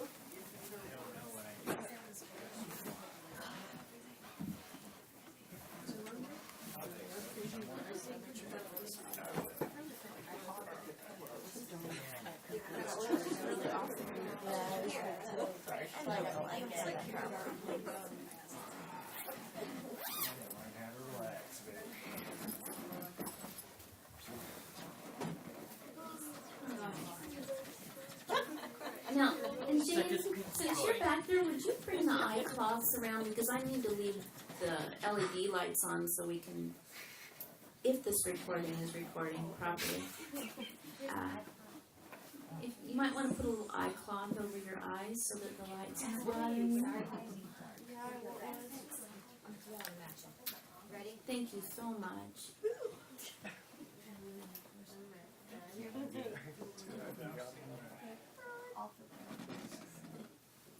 I said I'd take a little break. I apologize. Does anybody need a bathroom break or anything before we do this? It's only about 10 minutes. Pass it over to. It's only 10 minutes. Rhonda? I need to go blow my nose. Whose is this? Oh. I was like, whose is this? Okay, does everybody have one? Just fold it up Thank you. lengthwise and put it over your eyes and it'll help. Have to have one, or? You don't You have don't to. have to have one, do you have I one? don't think I need Okay, okay. And maybe turn off the big living room light. Okay, I will, yeah. And that was my lovely assistant Jane, my astral sister, among other. Smells good. What? Wow, your detergent smells good. No, it's I spray it with a little lemongrass lavender essential oil, Oh. and those two things help to relax you. And wait till Miss Janie gets in. Lavender next week. I don't remember. Janie back there. Yeah, I'm Okay. good. All right, so, you know, we've been kidding around and having a good time tonight. Now we're going to come down a little bit. And I like to play a certain type of background music to these meditations because they help to instigate the theta brainwave state.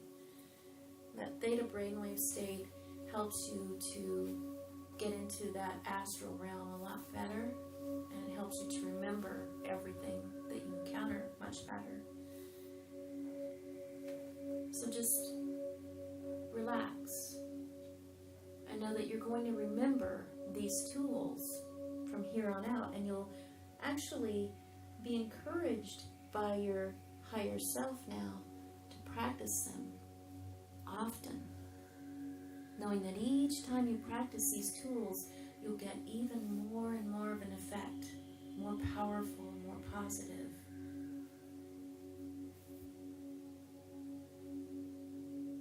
So take a few deep cleansing breaths right now. If you can, maybe through your nose, breathe in and just let it roll out of your half open mouth. Let your jaws relax. Let your eyes relax. Let your neck and your shoulders relax and release and let go. Let your body become as comfortable as it possibly can get. And if there's a need to change your position at all, we'll do that.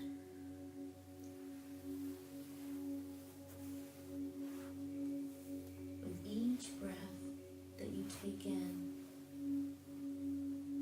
allow peaceful relaxation to flow to every cell, every atom, every fiber and tissue and system of your body. With each breath that you breathe out, allow everything that might hold you back from a positive experience, from the experience that you'd like to have, let that flow out of your fingers and toes like water from a hose, out into the universe to change into a positive form of energy again. Breathing in peace and relaxation, and breathing out release. You're just flooded with a beautiful warm sensation from the top of your head to the tips of your fingers and toes. Every muscle relaxing, every bone falling into place, every organ and system working automatically and perfectly and harmoniously. Your body is safe. Healing is happening, and your mind begins to quiet.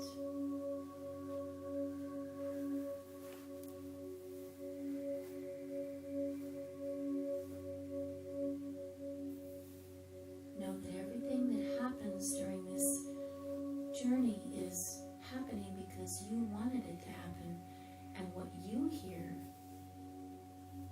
is what you need to hear from your higher self. It is you talking to yourself through me. Each of you will have a different experience, and yet we will all be in a group dream.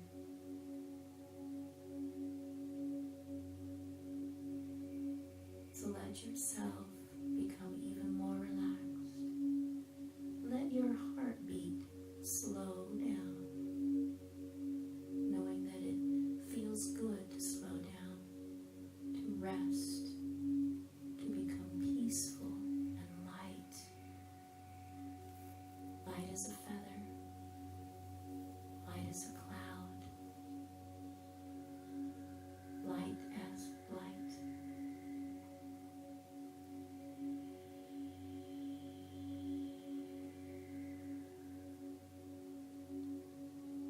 Very good. As your heartbeat slows down, your mind becomes even more and more quiet.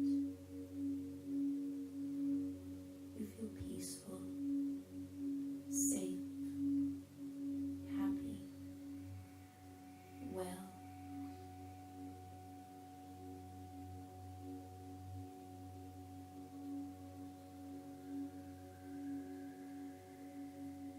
And yet your consciousness is focused. It's focused on the fact that you want to remember how to get to this relaxed state of being anytime. And so you're going to engage your bhaga, your program. Just touch the tip of your tongue to the roof of your mouth for a moment and set the intention that every time you do this, you will instantly go to the deepest state of peaceful meditation, the theta state of focused, conscious, relaxed awareness, and that you will be able to function wherever you are in this state and do what you would like to do in this state to the greatest of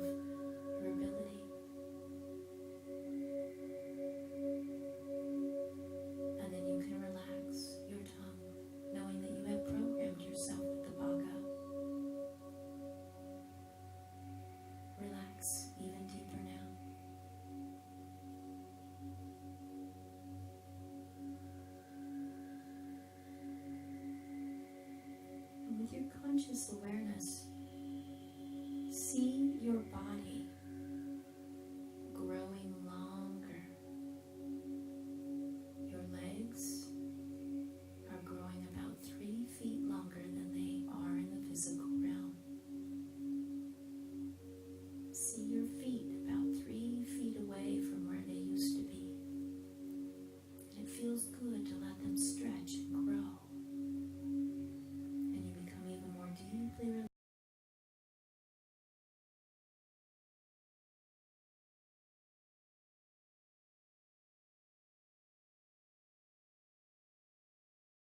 And you relax so deeply, peaceful.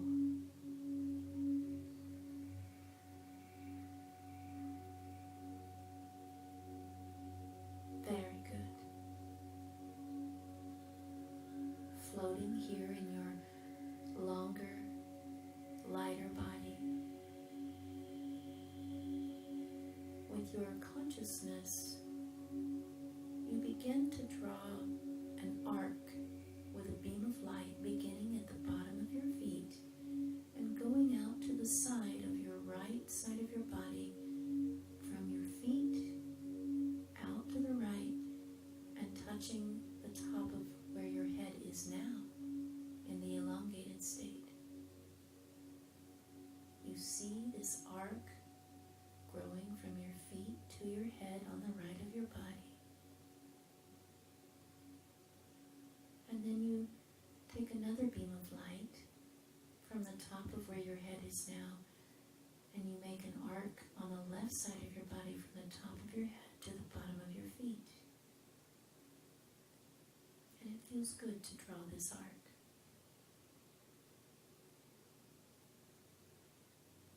And you go even more deeply into a peaceful state.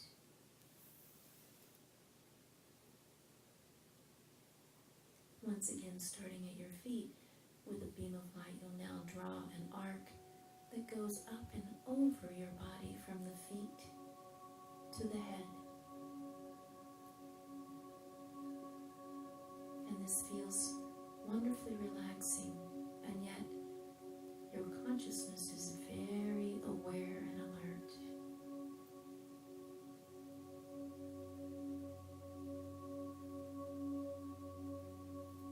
And with another beam of light at the top of the head, coming down underneath you through the floor, you draw an arc from the top of the head to the bottom of the feet. And you go even more deeply into this state of conscious, relaxed self-awareness.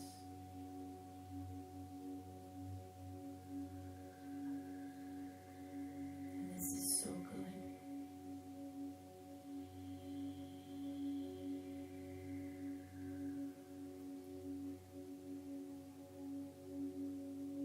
Now that you are floating here in the center of these intersecting arcs, you notice that your body begins to expand, growing larger and larger, energized by these arcs of light, pulsing and floating. And it feels good to expand, growing into your astral self.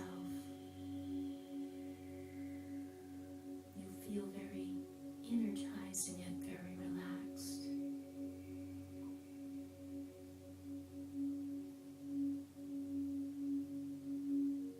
And then,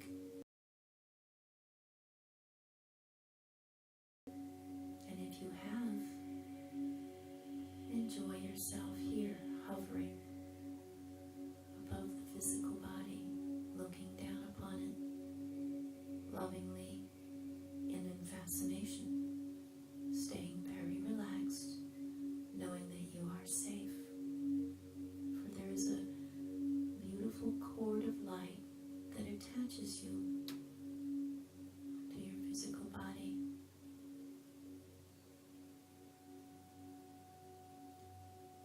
If you have not released from your physical body yet, you can roll back to the center and expand a little more.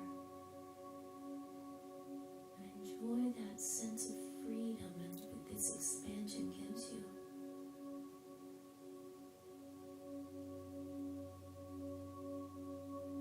And now allow yourself to roll to the left. And see if you don't just drop out of that physical body.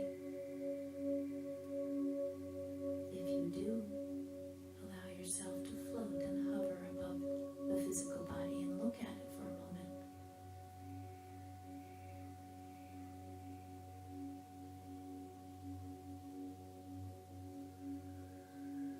Some of you may have come out of the body before we even rolled, and that is good as well.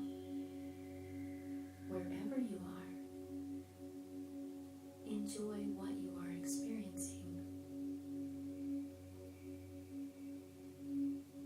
Take a few moments to feel safe and secure, knowing that there is nothing to fear.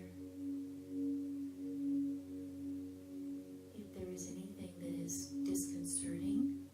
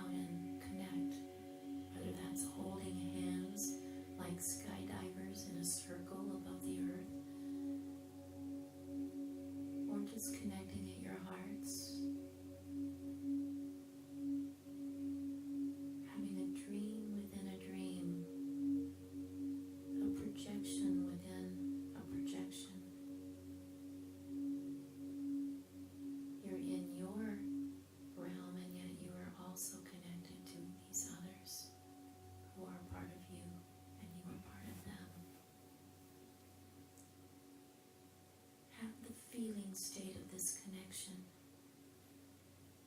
this oneness, this unified field of energetic life that is you, always, forever, all the time, all at once.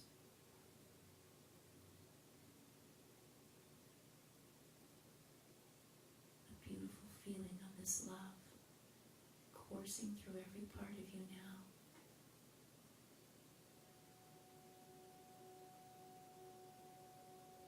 And with that gift from and to each other, each of you hover back over your physical body and gently begin to flow in either through the top of the head or through the heart center. Each of you will have a different means. Whatever feels best, just go right back in. Don't be afraid. Your body has expanded to accommodate the depth and the breadth of who you really are now. Go completely back into your body.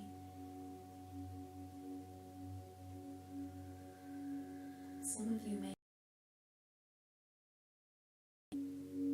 allow your arms to retract back to their normal size, and your spine and your head, everything coming back to perfect proportion for your human self, knowing that physical healing and emotional and mental healing has also happened as you have been traveling and enjoying and practicing, and that every time you apply your bhaga with the intention that you will get better and better at this practice, it will be so. Begin to wiggle your fingers and toes now. Perhaps you bend your knees and bring your knees up into your belly and wrap your arms around your legs and give yourself a gigantic hug, expressing love for yourself and for each other. Tell yourself how much you love yourself. And then if everyone would turn to the right and just take a moment with bent knees and head on the lowest arm to just take a fetal position to get comfortable once again on the earth. Maybe expressing gratitude for being here on the earth. We want to feel grounded now. Really feel the weight of your body against the gravitational embrace of the earth. Feel your skin against the floor. Feel the temperature of the air against your skin. And when you are ready, push yourself up into a seated position once again so that we can come back fully into the physical realm.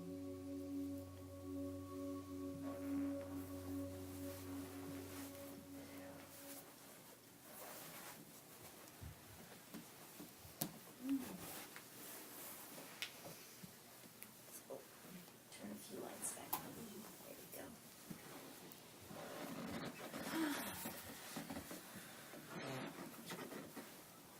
Now you can choose to stay silent if you want, if that's your pleasure. Or you can choose to, a couple of you, if you'd like to share or ask questions. We have just a few more minutes and I'll be happy to end with that. Does anybody have anything?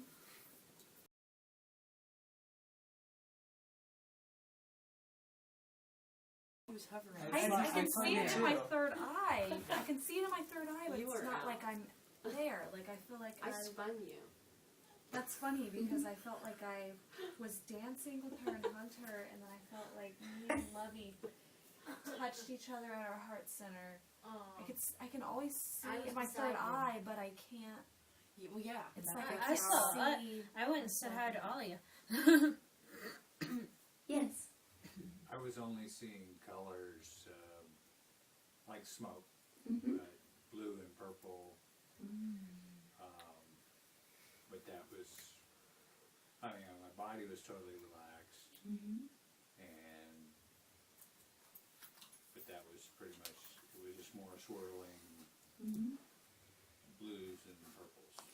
Well, remember what I said earlier? Each person has their own unique experience of this, and you can read all the books and watch all the videos and go to all the classes you want, but your experience may never be the same as my experience. Having said that, I will tell you that one of my deepest states of lucid dreaming and astral travel were being in the light presence, those colors, no physical, nothing. That's really, it's really getting there, you know. And for some of you who didn't feel like you were out of your body, that you were, like Denise said, just looking through her third eye, you're out of your body. Your body, all of you were out of your bodies. But sometimes it's frightening for the human psyche to think that that's possible. On some level, some of you still have a little bit of a, I don't want to say a resistance, but there's just a little bit of a fear or a non-resonance with that part of it, and that's okay. If you had an experience of peace and of being aware, especially at the end, of the other people with you, connecting, if you experienced anything at all consciously, you were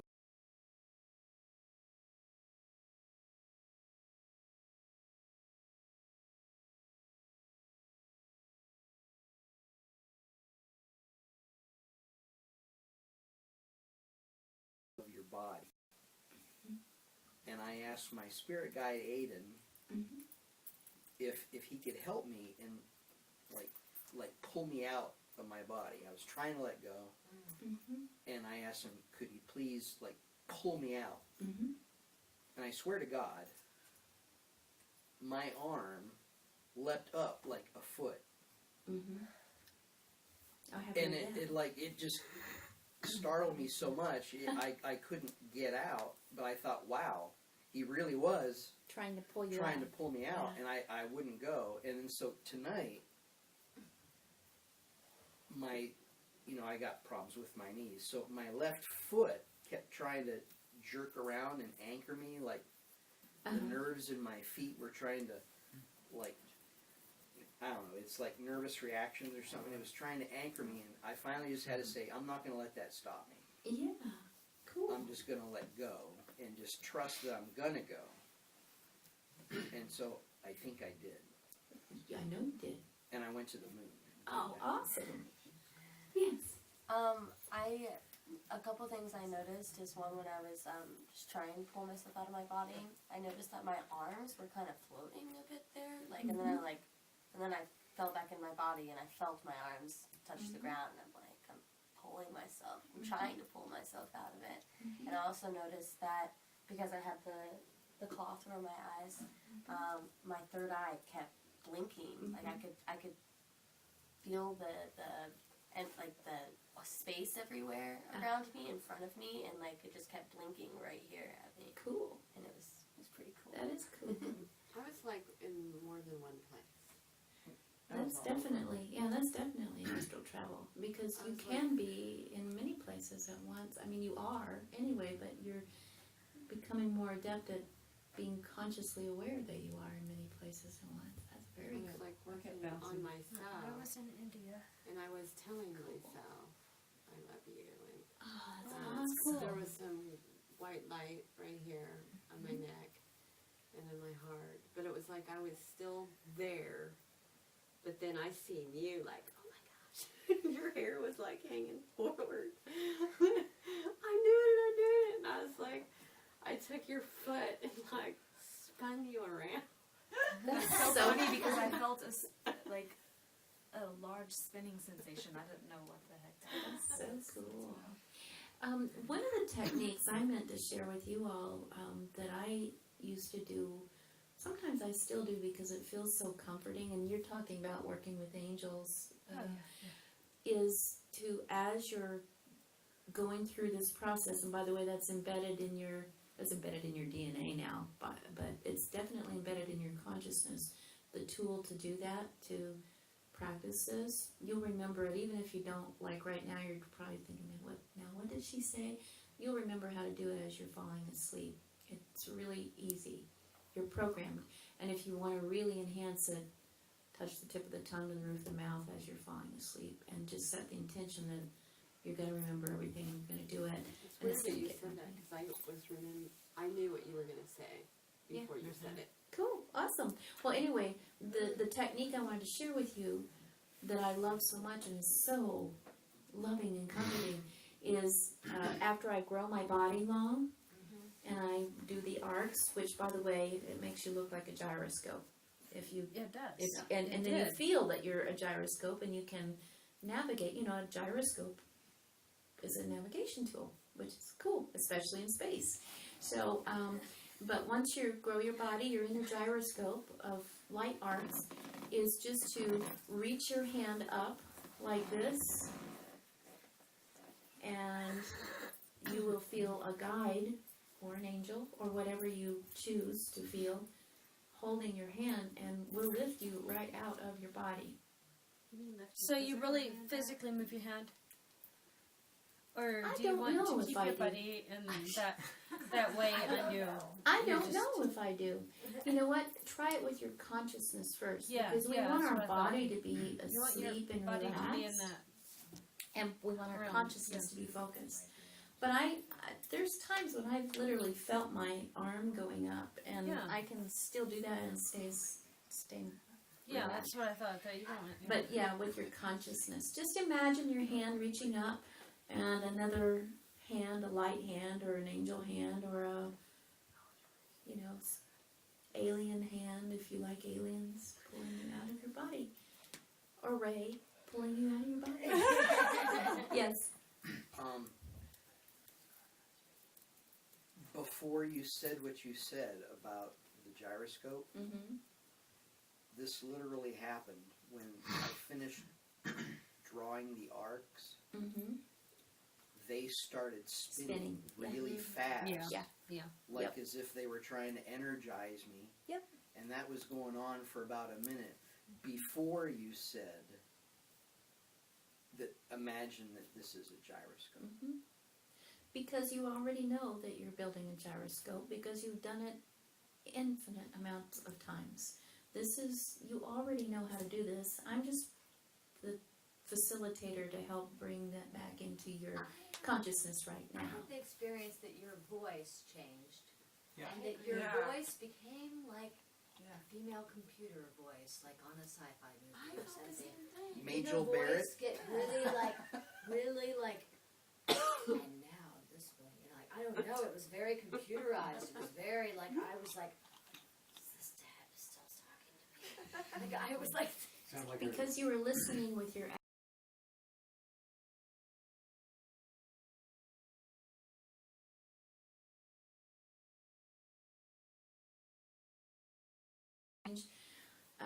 often if I'm listening to like a brainwave frequency, and it's the same all the way through. If you've ever noticed, if you just listen to one, it's kind of the same. It's this sustained note underneath some lilting music usually.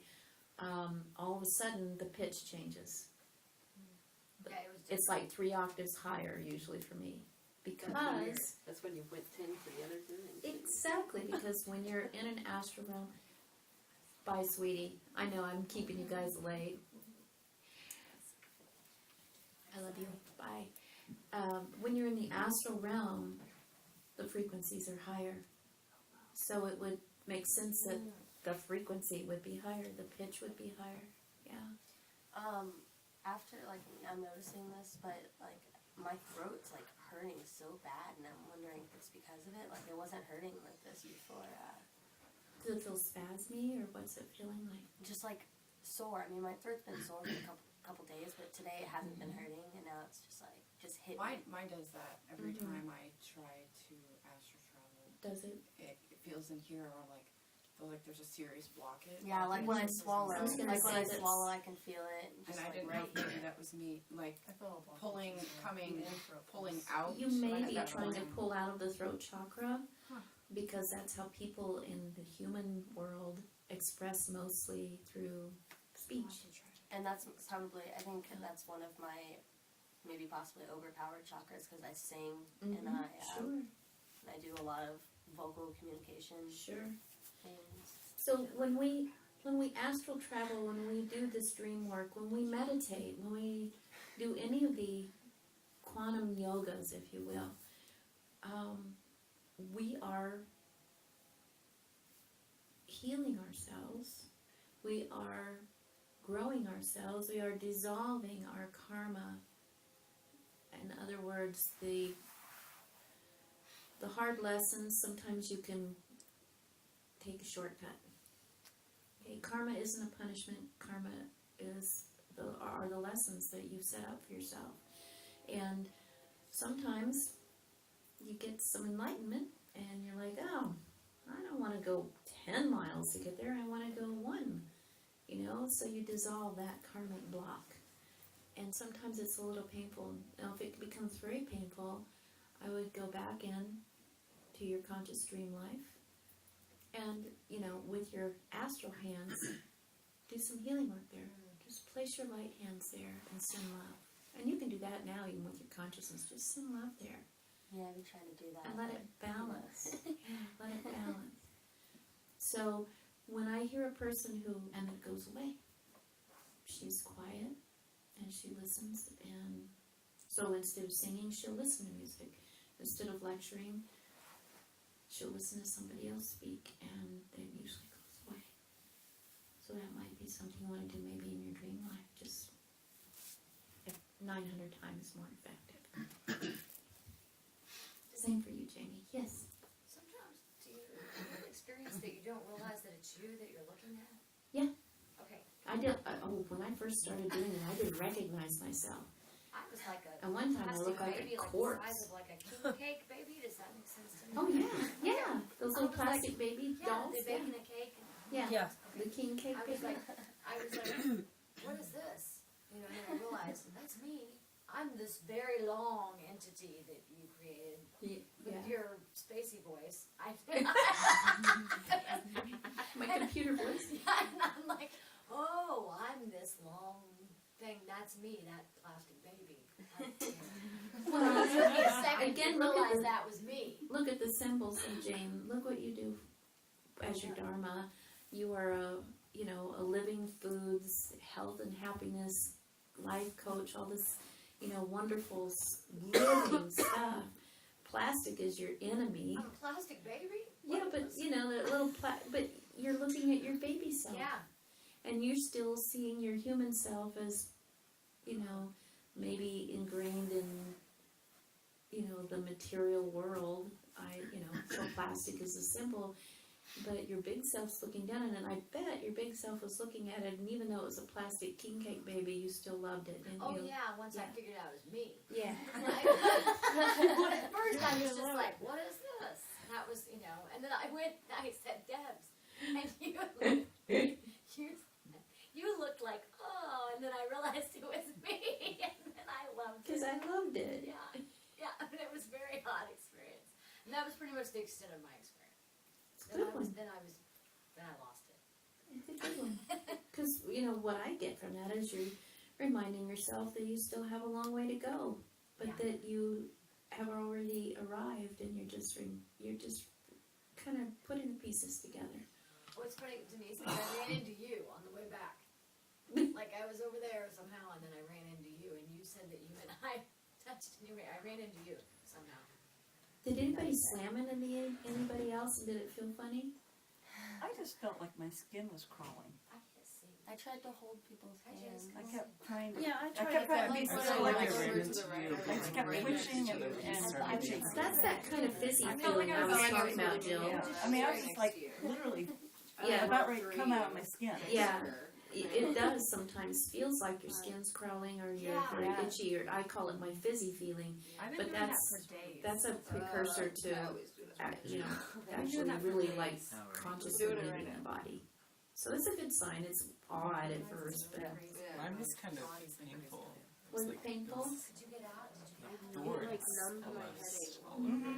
was really strange. Yeah, Oh, that was me. I couldn't hold still. No, actually, I said hi to you, and I said hi to her and Jane.